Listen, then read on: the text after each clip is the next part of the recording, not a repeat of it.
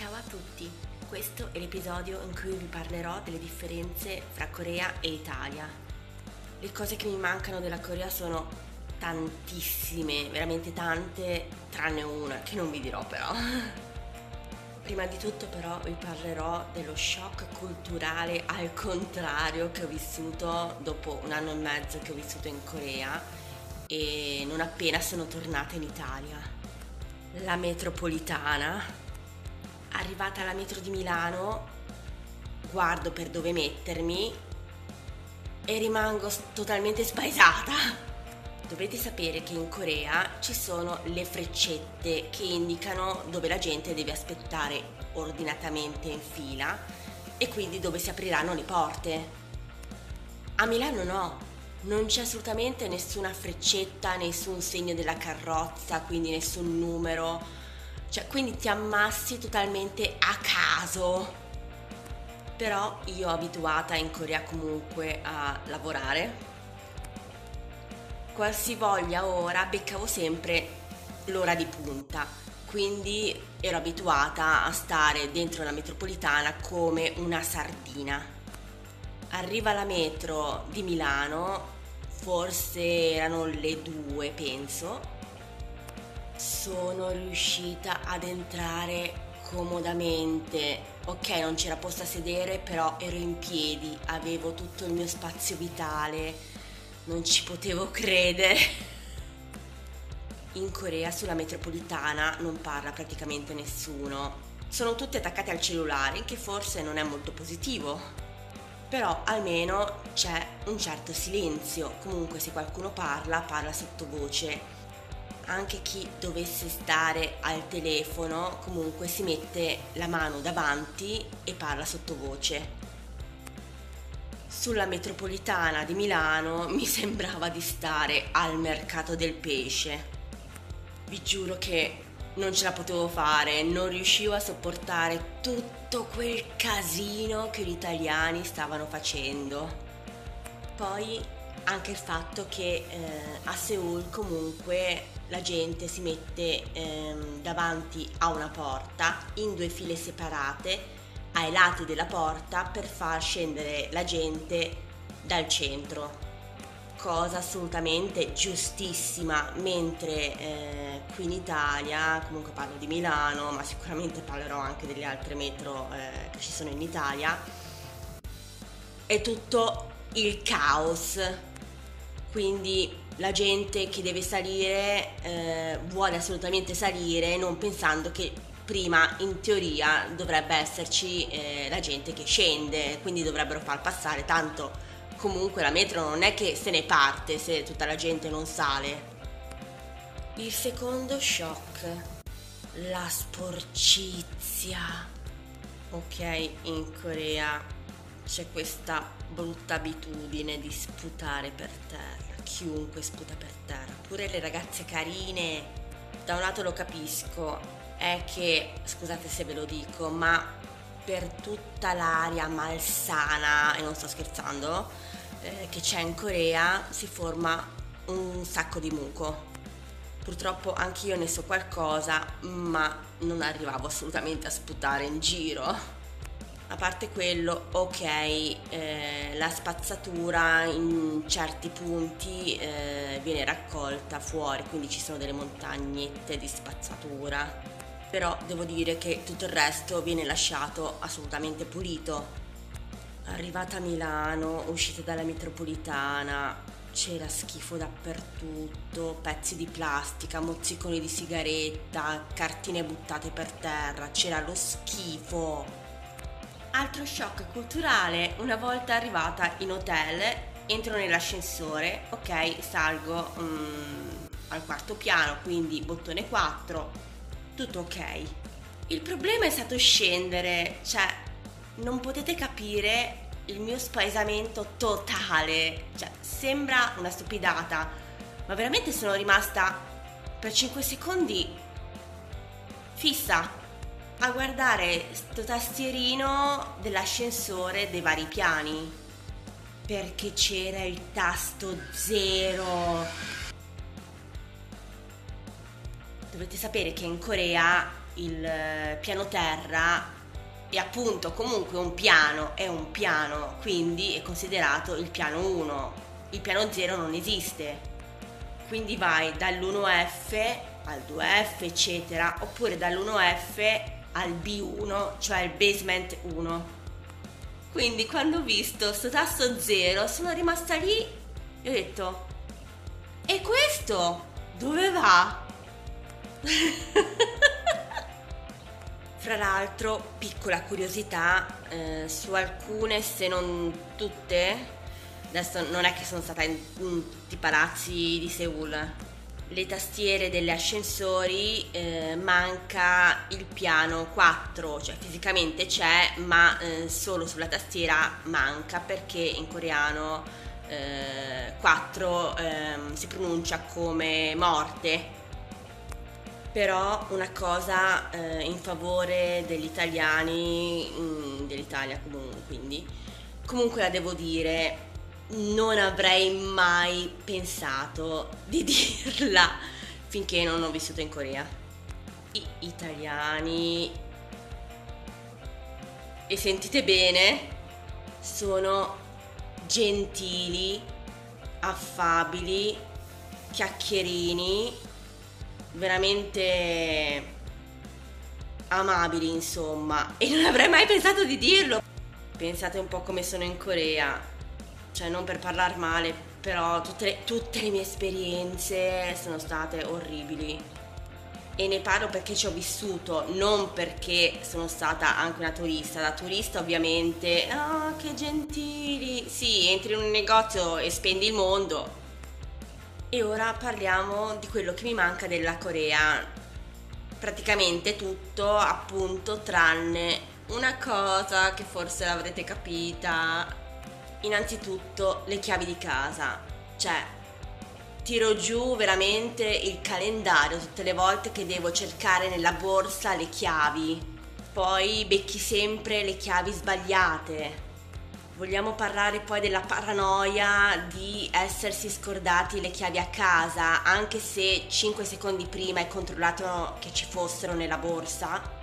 Poi però non appena chiudi la porta di casa ti si gela il sangue e controlli di nuovo che non rimani chiuso fuori.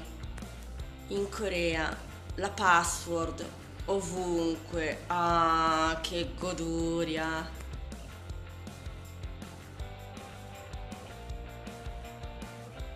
Niente chiavi, al massimo hai una card per entrare, non in casa ma dal portone principale. Quanto mi manca una porta con la password, non sapete quanto. Quando esci di casa devi solo girare la maniglia e si apre, uscire, chiudere la porta e sta chiusa. Cioè, veramente, forse è la cosa che mi manca di più della Corea, la porta password. Purtroppo, e per questo purtroppo siamo famosi in tutto il mondo, gli italiani sono ladri. È una nomea appunto orribile, però purtroppo devo dire che è vera. Non tutti, però purtroppo quei pochi onesti ci rimettono per colpa della maggioranza. Io vi dico che in Corea potevo tranquillamente lasciare anche la porta di casa socchiusa, scendere un attimo al bar di sotto, tornare in casa e nessuno era entrato, nessuno aveva toccato niente, nessuno aveva rubato. In Corea puoi dimenticarti il cellulare in un bagno pubblico, magari ti lavi le mani, ti rendi conto subito che l'hai lasciato nel bagno e trovi il coreano già pronto con il cellulare sul palmo di mano in bella vista che ti cerca per ridarti il cellulare.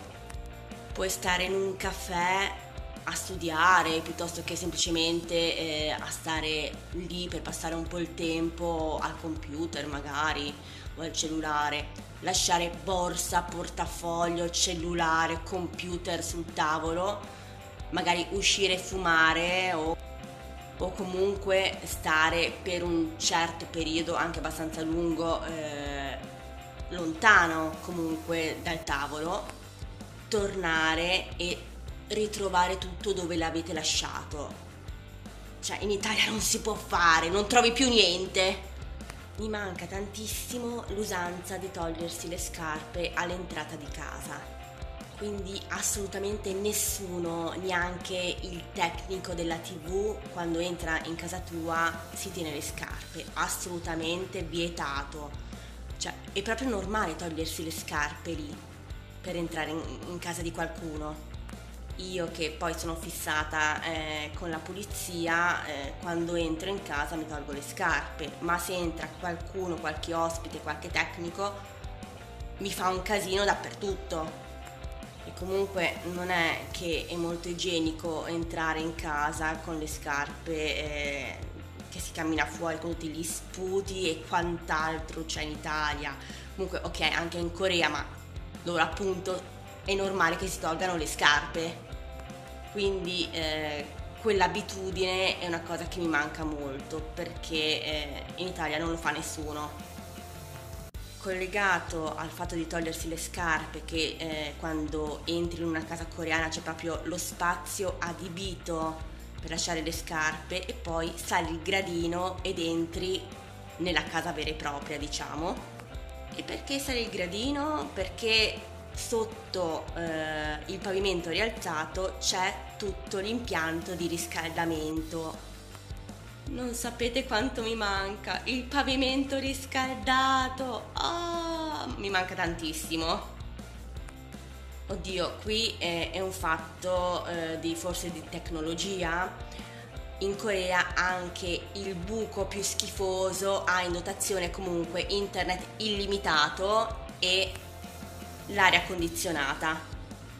In Italia l'aria condizionata è assolutamente, purtroppo, un optional, quindi io in Italia non ho mai abitato in una casa che avesse l'aria condizionata, tantomeno in una casa che avesse internet. Quindi prendi un modem, lo attacchi e sei collegato. Assolutamente no, purtroppo. Quindi anche quello mi manca tantissimo della Corea. A parte che penso che abbia l'internet più veloce al mondo, ma è anche realmente illimitato. Cioè, io ogni mese pagavo praticamente niente. Avevo solo comprato il mio modem e l'avevo connesso alla spina che c'era già. Fra internet e televisione spendevo sui 15 euro, poco meno al mese, con internet appunto alla massima velocità ogni mese, illimitatamente. Il costo della vita mi manca. La vita a Seoul non costa cara. Puoi trovare il cibo che costa molto poco. Se vai al Daiso, che è un emporio che vende un po' di tutto, spendi pochissimo. L'unico posto caro è il caffè, quindi io rimpiangevo i bar qui in Italia, dove pagavo pochissimo per un americano, tipo 1 euro, al massimo 1,50 euro. È vero che le porzioni in Corea sono enormi, però comunque tutte le volte che andavi a un caffè, insomma, ci lasciavi una bella cifra. Costava insomma più che andare fuori a pranzare. Infatti quando ho lasciato la Corea pensavo, oddio i prezzi in Italia, costa tutto carissimo. Un'altra cosa che mi manca, ma qui vabbè abitavo a Seoul, quindi una grande città, sono i divertimenti, comunque tanti posti appunto dove divertirsi, club, proprio parchi divertimento.